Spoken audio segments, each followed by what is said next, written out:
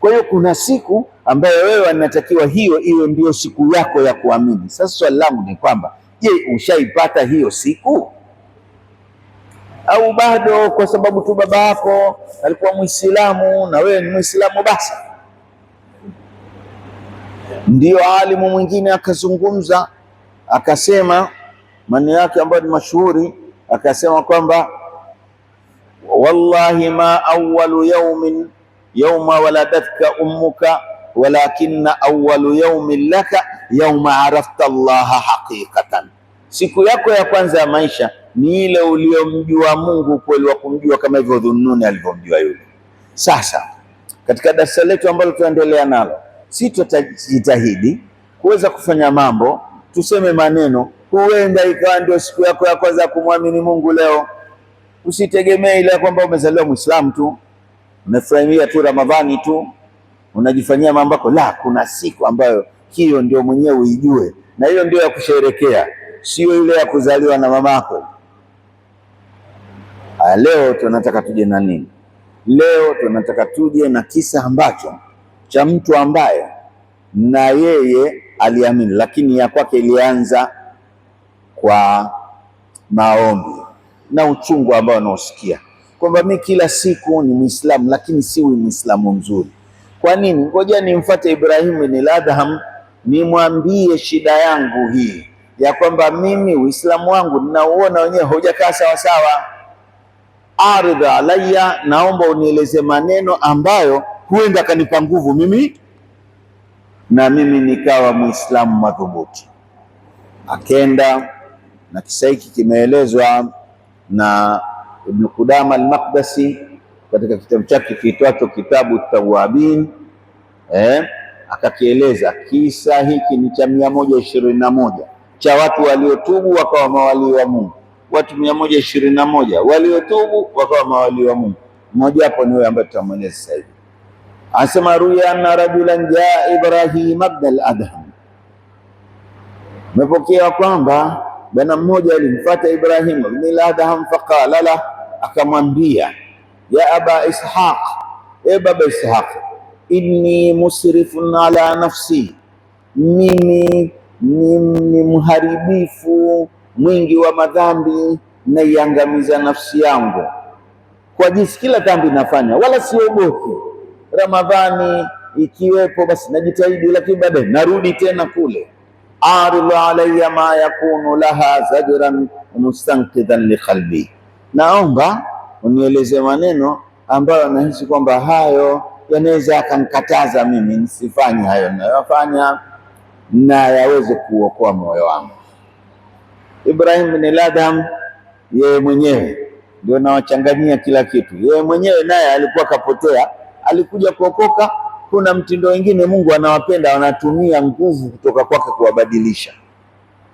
Nisihitaji wewe na siku yake, lakini kakaa kwenye ibada kwa muda mrefu, tayari anajua ugumu wa nafsi na ususuavu wake unaweza kuondoka vipi. Akasema in qabilta khamsa khiswalin qabilta alaiha lam tadurraka ma'siya.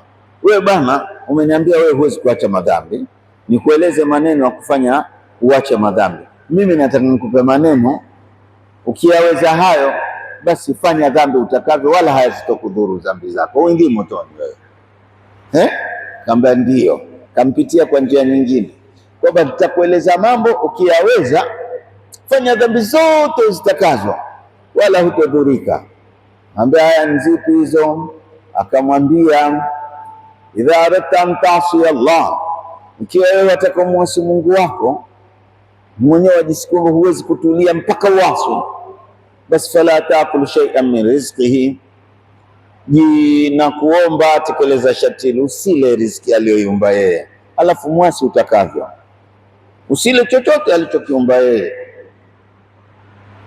alafu fanya madhambi kiwango utakacho. Akasema ninafanyaje hivyo hali ya kuwa kila kitu kilichoko duniani kakiumba yeye? Nikisema nile mchicha kaumba yeye, nikisema nile kuku kama nikisema kuku ni mwache nile yai kaliumba yeye. Akasema kullu ma fil kauni rizqun lillah fa aina akul, sasa nitakula wapi? Kila kitu riziki yake bwana. Wewe vipi bwana, mbona unaposhauri usiwezekana? Anambia haya, sasa ndugu yangu kuuliza hivi, unaona ni busara na uungwana ule riziki yake Mungu alafu ikupe nguvu ukamwasi? Unaona kama ni ungwana huo? Ule riziki yake alafu baada ya kupata nguvu uende ukamwasi, unaona ni utu na uungwana? Akisema hapana, haifai, yani hata haiwezekani. Kama basi ile kwanza limekushinda, jitahidi uyaache maasi, lakini nitakupa mengine manne, ukiyaweza hayo endelea na maasi, hata hili halitokuzuru. Ambaye lipi? Ama alula, ama thania, idha aradta an ta'siyahu fala taskunu min biladihi, kama unataka muasi Mungu nawe ushakula riziki yake, basi hama kwenye ardhi yake, kaishi kwingine ukakamwasu.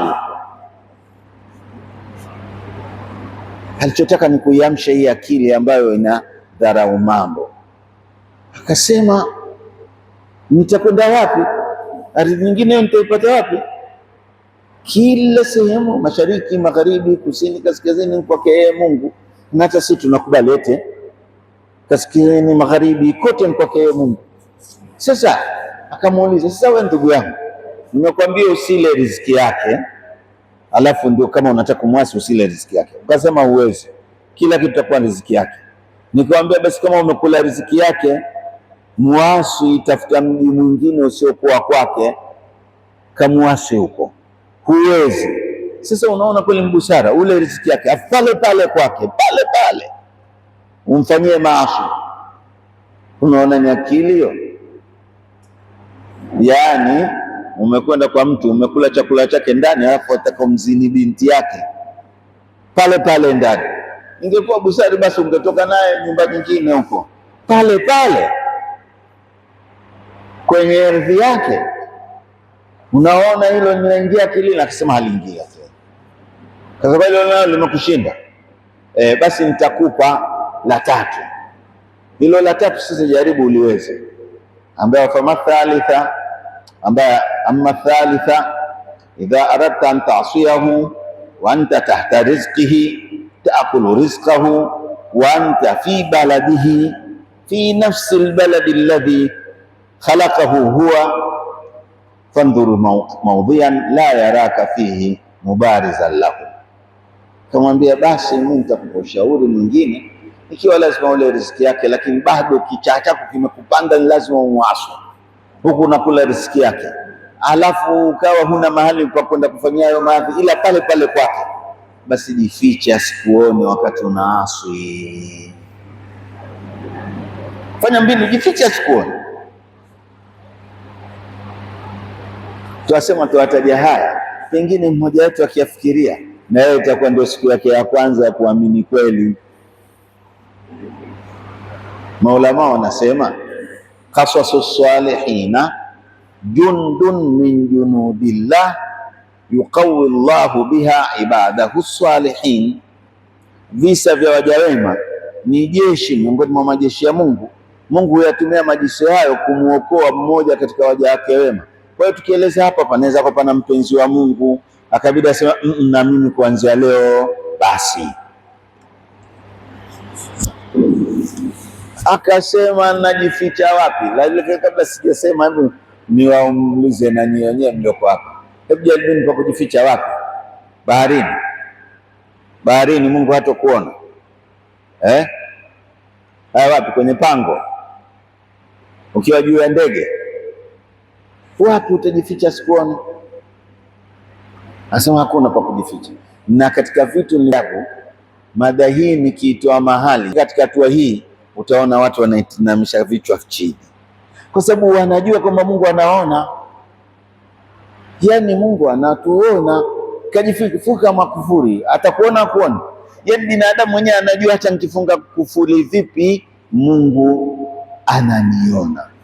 Sasa kamuuliza, ndugu yangu, wewe una kichaa gani wewe? ule riziki yake, alafu umuasi pale pale kwake, alafu uko anakutazama hivi. Wewe una akili?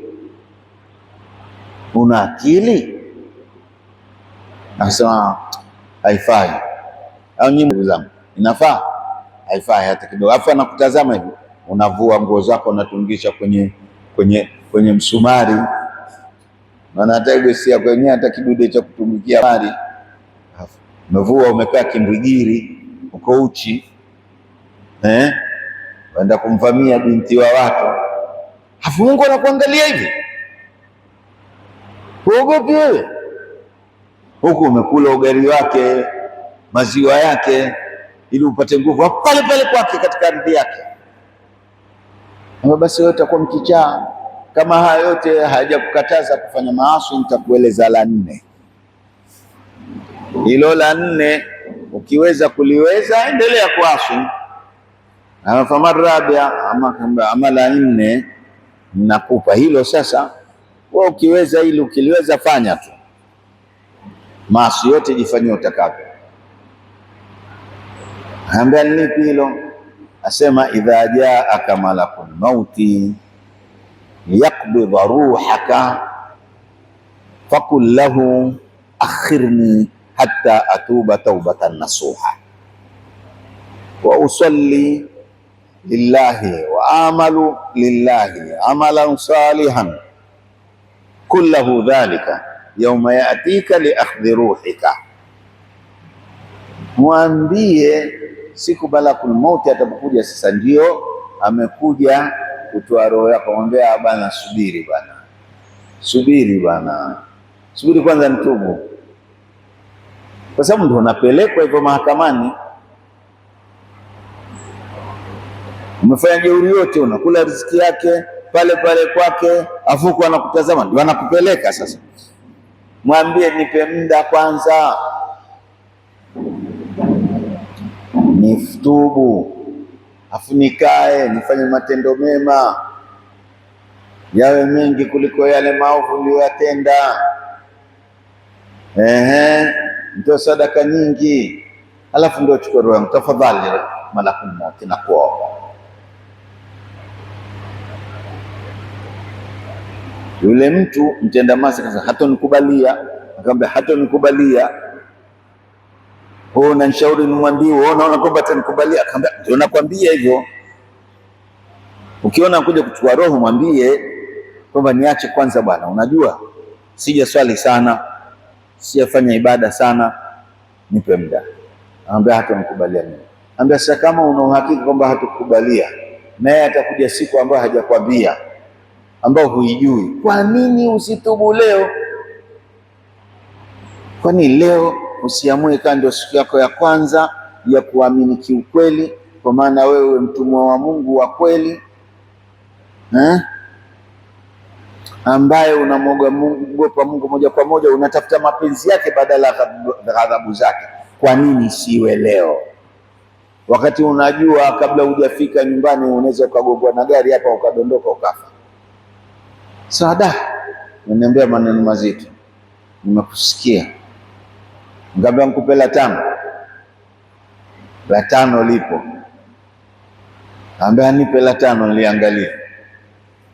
Akamwambia ama al-khamisa, ama la 5, idha jaa atka zabania, siku sawa shakufa, Mungu kafufua, waburizatil jahimu liman yara, na moto umekuwa wazi kwa mwenye kuona, anaona ule pale pale. Malakul maut wa adhabu atakapoambiwa na Mungu, khudhuhu faghulluhu thumma aljahima salluhu, mkamateni, mfungeni minyororo, mburuzeni, kamtupeni katika moto wa jahannam. Alikuwa jeuri yule duniani, kila kipewa maidha hakubali, kataa.